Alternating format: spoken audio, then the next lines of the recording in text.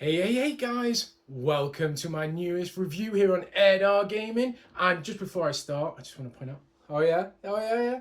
I know this is a gaming channel, but I am a massive F1 fan and I've just been started collecting a little bit of a collection. But anyway, let's move on. That's a slight detour, one of many probably. Guys, I want to talk about today Pokemon Black, which obviously I finished, completed all the way through, just about, minus the whole catch 'em, gotta catch them all, because I really don't have to.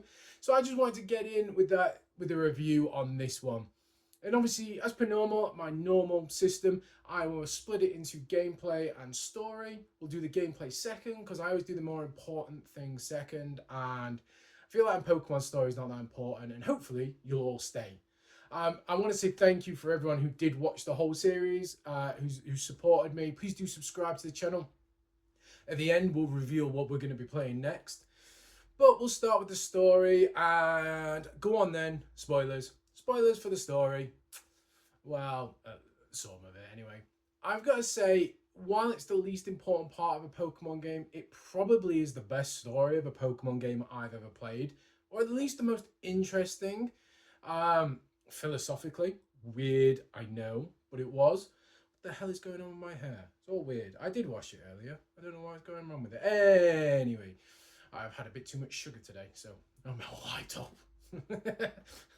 So basically, in Pokemon Black and White, I believe the story is almost identical in both. I play Pokemon Black, but the evil organization says they want to release all Pokemon and make them free.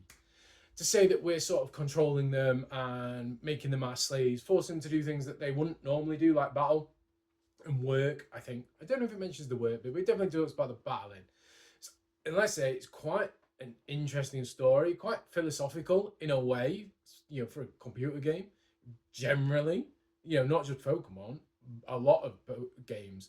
And I'd say that the game, after it kind of implies about it being all philosophical, it then kind of skips over it, and it's as though the developers kind of realize that, oh yeah, we don't want to go down that route. Oh dear, no, we'll skip over that bit.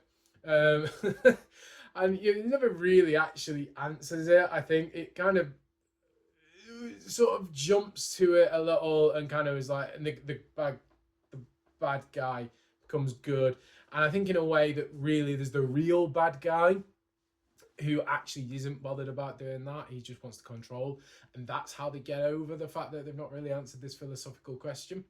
Because I think if they answered it properly, it might spell the end of Pokemon. And there's no way Game Freak and Nintendo are doing that, let's be honest. So yeah, right. Bit more on the actual story. So N, who leads Team Plasma, he's the one who has the goal of releasing all Pokemon. He was brought up with Pokemon, doesn't believe they should be controlled. So his plan is to release them. And he's going to do that by finding the legendary dragon of Unova, which is the region. And sort of, if he can not control it, that sort of defies the whole point of it. But if the legendary Pokemon teams up with him, it sort of proves he's the hero. But there's actually another dragon, and you end up being the hero who gets that dragon, obviously. Kind of has to be, really. And then you battle, and N has an epiphany, like, oh my god, yeah, wait, you're so good, I should be like you, we should battle. He has an existential crisis. That is not the word, but you know what I'm talking about. And obviously, because I played Black, I got the white dragon, Reshiram, which is the fire dragon type. I think that's a better typing. Also, I didn't have a fire type in my team, so it kind of helped me a little bit. But I like that one. The other one, Electric Dragon, I don't think is quite as effective. But anyway, I didn't get that one. You then obviously you fight each other to prove who's the real hero, and you win. But it turns out actually the person behind N, called Sage Getis, is the real bad guy who actually just wants to troll Unova. And you then battle him, and because he gets rid of N, and he's like, it's not what he does at all. I don't know where that came from. But yeah, so then you beat Getis, and then you save the world effectively. Yeah, it's slightly strange in a way, but it is good. I think it could have been I don't think it could have been. It could have been better in terms of they could have gone down the philosophical route, but it could have been quite dark, and it is a kids' game, so you know, it's probably best not to. But then you can just obviously go back and finish the journey that you're on. So yeah, the best story of any Pokemon game that I've played so far, I'd say. Not the most complete, but complete. You know, could be so and so wants to make $1 million, makes $1 million complete. That, you know, complete is not necessarily the best thing, but I think it could have been the best complete round story. It really could have been an amazing game, but I think you'd have to change the whole of Pokemon to do it. But right, time for the main bit, the gameplay, which is the main part of a Pokemon game. It's got to be enjoyable. I think the whole story, and it's all about the battling, which turns out obviously in this game might not be a good thing, but you know, it's all about the battling, obviously, and how the game is. You know, sorry, I'm just changing my notes. That's why the camera's all shaky. Yeah, so I think the newest gimmick with this is the triple battle. So obviously we had double battles from Emerald. Well, not Emerald, like you have Gen 3. And then through Gen 4, I can't remember if they added anything new in Gen 4. Do let me know in the comments below. I always found Gen 4 a bit forgettable. I wasn't that fussed about it. But this one just felt like so triple battles, and then in Black it was rotation battles, they were called. And I think in White they are just straight triple battles. And basically what happens is you rotate your front Pokemon. You can change which of the three is fighting on your turn, and then use that to hopefully get an advantage, but they can also turn their Pokemon. So that was kind of it.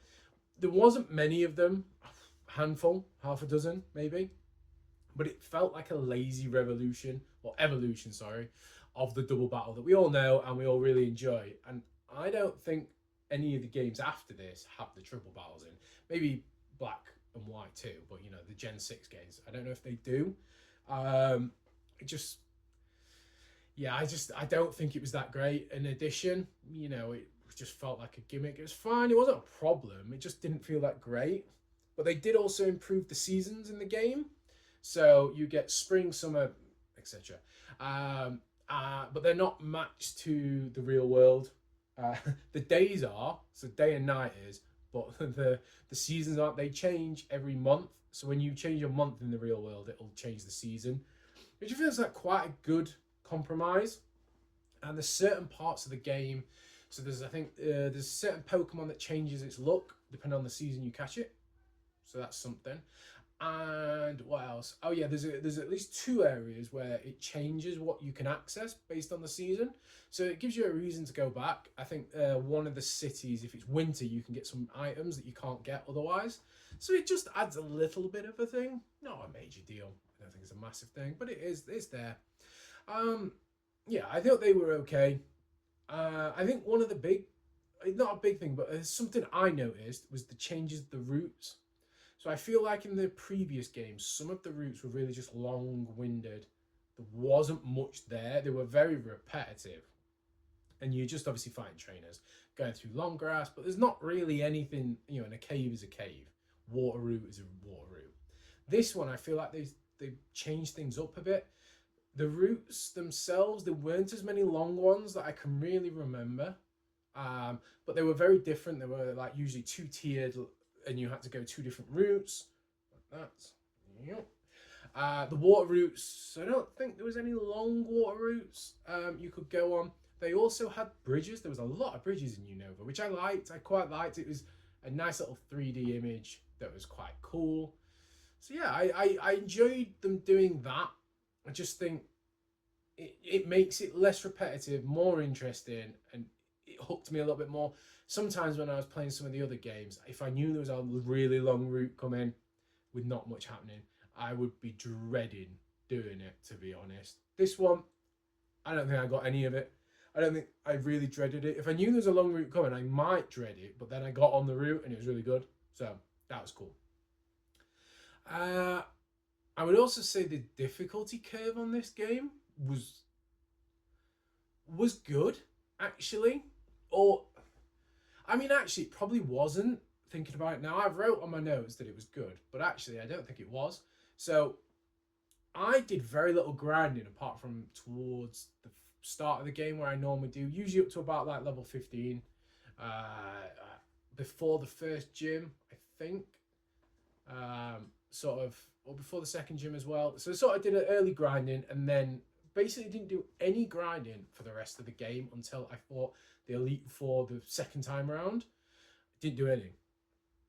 Which, but my characters, but I did struggle. There was loads of battles where I'd have Pokemon taken out and have to use lots of restorative items, which I don't normally use in Pokemon. I can basically just fly through and not really worry about it. So that, in a way, that difficulty curve showed. But the fact that I didn't have to grind, was it correct? Was it not correct? Oh, no, I think it was. I still think it was good. I think it was correct, the correct difficulty curve. It wasn't too difficult. It wasn't too easy. There were moments where I was panicking. I was like, come on. Oh my God, I'm going to die. And I did literally shout that on the video. It's just really embarrassing, if I'm honest. So yeah, I think it was good. But what I would say is, after you beat the Elite Four and then you go take on, and you haven't become the champion yet. The champion you then do at the end. So suddenly you then get access to the other half of the map, less than half, but you know what I mean. And the enemy Pokemon go for, the trainers Pokemon go from like level 50 to like 65. And I was freaking out the first time after when I found that. I was like, what is this? But most of them are unevolved. So they're not as strong. You know, they're not that easy to beat always, but they're not as strong as they would be. I think I would have rather slightly lower levels, 55 to 60 rather than like 60 to 65, but have evolved Pokemon. I'd have got more experience. I wouldn't have to grind as much at the end. And I just think that would have been more fun. More difficult, yes, but just more fun. I'm just going to say it. So obviously it was more challenging. And you also got to fight Cynthia randomly from Pokemon Diamond and Pearl. She was there, and at the point you find her, I don't think you are meant to be able to beat her first time. I think it's the only person who beat me. I did kick her ass the second time. But I played the game as in, you beat N, got the first set of credits, excuse me, then did the rest of the exploring before fighting the Elite Four and becoming the champion. That's how I believe you should play it. I mean, if you then grind and just do the Elite Four and then take on the rest of the world, you'll walk it. But I don't really want to walk the games. So, yeah, it just freaked out me a little bit. But once I got my head around it and realised they weren't that strong, and I just had to be a bit more intelligent. It was harder to train the Pokemon up at that time when they're the damn Larvester. Oh my God, that Larvester. Damn, that took forever. But anyway, we managed it. One thing I did like, though, I think, might be the only Pokemon game that's done it, is they locked all the old generation Pokemon behind beating N and Getis. So the first half of the game. So it meant I had to create a whole new team. I'm guilty of relying on certain Pokemon. Not gonna lie. Yeah, my old favourites, they're old. I like seeing the old favourites and using them. So yeah, I liked it. I think it was really good that the fact they did that. It makes it more interesting. And I did have to do some research, look up, and changing teams. And I found some Pokemon I really liked. I'm gonna have to be careful in the next game, in the sequel, not to just use the same team again. I'm gonna have to try and flip the team around. So I'm not sure how I'm gonna do that. Do let me know if there's anyone I should have used in my team who I can then get obviously in the sequel, and I'll try and put that in the team maybe. But I do think all the games should do that. I don't know if they do. I don't know if the later games do, but I think they should do that. It's really good. One problem I do have, maybe with the new types, not new types, but the new Pokemon, is they're all basically dual types. So it meant there were so many battles. I know I was complaining, I'm not saying I don't want to walk everything. There's so many battles where random Pokemon were really hurting me, or I'd really struggle to hurt them. I was getting many more 4 times weaknesses. So I was just getting Pokemon wiped out. My Crocodile, it just felt like a glass cannon. It just was getting smashed to bits. Um, so yeah, I think some of that needed toning down a little bit, but Pokemon was just learning moves left, right, and center anyway, so it kind of didn't matter that much. You know what I mean? So yeah, I think also I want to say that this was not the first one on the DS; it's the second one on the DS, but they really pushed the connectivity, I think, on this. So I looked it up. So if you saw my Black City episode, you realise I had no idea what was going on. Flipping, just like, well, whatever. So I looked it up, and apparently I had to use the DS to connect to other people's cities, to go there and sort of fight trainers and do things, and then my city would build up and their city would build up, and that's how you build Black City up. I don't know about White Forest. I think it's White Forest in Pokemon White. But obviously I didn't. So that's why it was totally empty. But I like that. It was a bit more connectivity than the Pokemon Diamond. I don't really know what that was. I think it was the underground bit that was all about the connectivity, and then just the trading. So this was something a bit more interesting. So yeah. But overall, right, conclusion time, because I've been waffling. I really like the game. I'm not gonna take it. You know, I'm going to take out my nostalgia for Generation 2 and Generation 3. And I think potentially this is the best Pokemon game I've ever played. Yeah, I think it probably is. It had a story that made sense for most of it. I feel like they ducked from the difficult question and went for an easier option. But it's not a bad thing necessarily.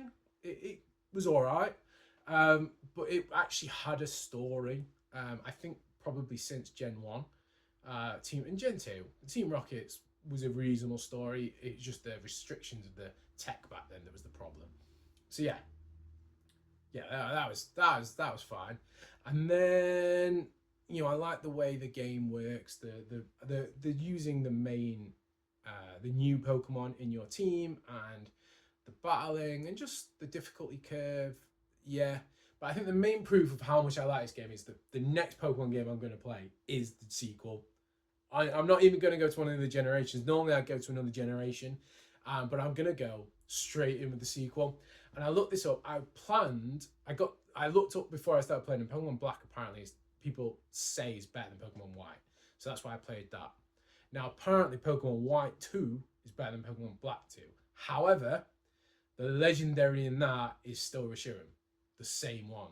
And I don't want to use the same legendary. I want to get the other legendary, the Zekrom, the electric dragon, even if I don't think it's as good a Pokemon.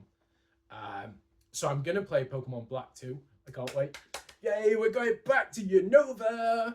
So guys, please do subscribe to the channel if you have not. Let me know in the comments below what you thought about Pokemon Black. Have you played it? What do you want to see me do in Pokemon Black 2? And what games do you want to see me do after? Like, you know, is there another Pokemon game I need to be doing definitely after that? So yeah, guys, I'll see you soon. Cheers.